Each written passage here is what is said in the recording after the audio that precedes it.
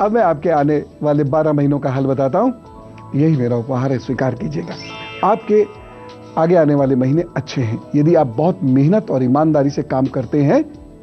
तो जो लोग अपनी चिंताओं को दरकिनार कर लगातार मेहनत और कुशलता को निखारते चले जाएंगे, यानी एक्सपर्टाइज अपना डेवलप करते चले जाएंगे, उन्हें इन 12 महीनों में सफलता मिलनी निश्चित है। गुरु भी आपको प्राप्त हो सकते हैं या गुरु का स्नेह आपको मिलेगा, गुरु से ज्ञान मिलेगा, शिक्षक कोई अच्छे आपको मिल सकते हैं, नई चीजों को सीखने का मौका जिनकी वजह से आपको मिलेगा। परंतु आप अपनी और अपने घर के बुजुर्गों की सेहत का बहुत ध्यान रखें। पुराने रोग उखड़ सकते हैं इन 12 महीनों में। इन 12 महीनों में मित्रों की वजह से अपमान भी हो सकता है, मित्र आपसे कुछ नाराज भी हो सकते हैं। अब ठीक है, अच्छा और बुरा तो लगा ही रहता है ना।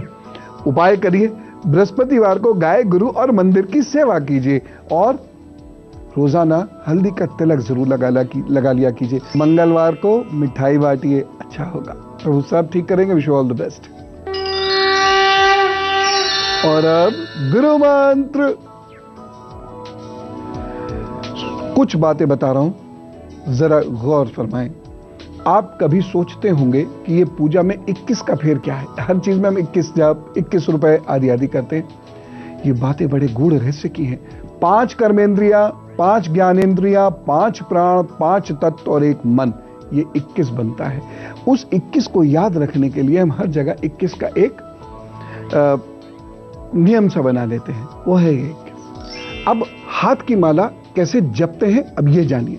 हाथ की माला इस तरीके से, ये वाली उंगली माला में नहीं लगानी, इस प्रकार से माला रखेंगे। ये अंगूठा ये मिलाई, इस पे माला को टांग दिया।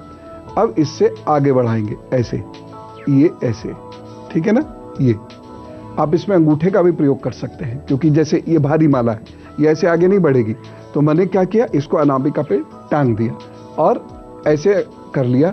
और अब मध्यमा से मैं इसको आगे बढ़ा रहा हूं और इसमें थोड़ा थोड़ा अंगूठे का बल दे रहा हूं, जिससे ये आगे बढ़ रही है। ओम ओम ओम ओम, इस तरीके से ये बढ़ रही है। लेकिन ये नहीं लगाना, इसका नहीं लगाना, ये दोनों उंगलियां दूर रहती हैं। इसी मुद्रा को मृग मुद्रा कहते हैं। इसी से समिधा डालते हैं यज्ञ में, जो सामग्री हम डालते हैं वो इसी मुद्रा में डालते हैं और इसी मुद्रा में माला जपते हैं। समझ में आ गया। बहुत सारे लोग उंगली से जपते हैं, हाँ उंगली से जप सकते हैं, ऐसी कोई बात नहीं है। बहुत सारे लोग सिक्कों से जपते हैं, सुपारी से जपते हैं, कमलगट्टे से जपते, ठीक है, जैसे भी हो, गिनना ही तो है। लेकिन कुछ चीजें अभी मैं बताऊं तो किसी दिन डिटेल से बताऊंगा, लेकिन कुछ चीजें हाथ में होने से परिणाम बहुत उच्च कोटि का मिलता है, जैसे रुद्राक्ष, जैसे कमलगट्टा। चलिए इसके बारे में फिर कई बात करेंगे। फिलहाल एक मूल वाक्य है, मैं देखूं जरा मेरे भक्त लोग उस मूल वाक्य को बोल सकते हैं कि नहीं बोल सकते। बताऊं? हे मेरे इष्ट, ये पूजा करा कीजिए रोजाना। हे मेरे इष्ट, मेरी तमाम गलतियों के लिए मुझे क्षमा करना और मैं भी उन सारे लोगों को क्षमा करता हूं जिन्होंने मुझे कष्ट दिया है। कह के देखिएगा, हे इष्ट मुझे मेरी गलतियों के लिए क्षमा करना और मैं भी उन सारे लोगों को क्षमा करता हूं जिन्होंने मुझे कष्ट दिया है।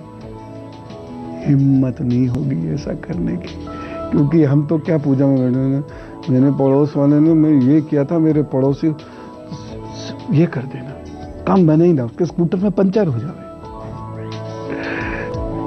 जिनसे हम खुश होते हैं हम उन्हीं के लिए पूजा ज्यादा नहीं कर पाते, और जिनसे हम नाराज होते हैं उनके लिए दुआएं करें, लेकिन प्रभु खुश हो जाएगा। करके देखिएगा, सबको क्षमा कीजिए, आप खुश रहेंगे। सबको क्षमा कीजिए। हाँ, जिसने इस समाज के प्रति दुष्टता की है, इस राष्ट्र के प्रति दुष्टता की है,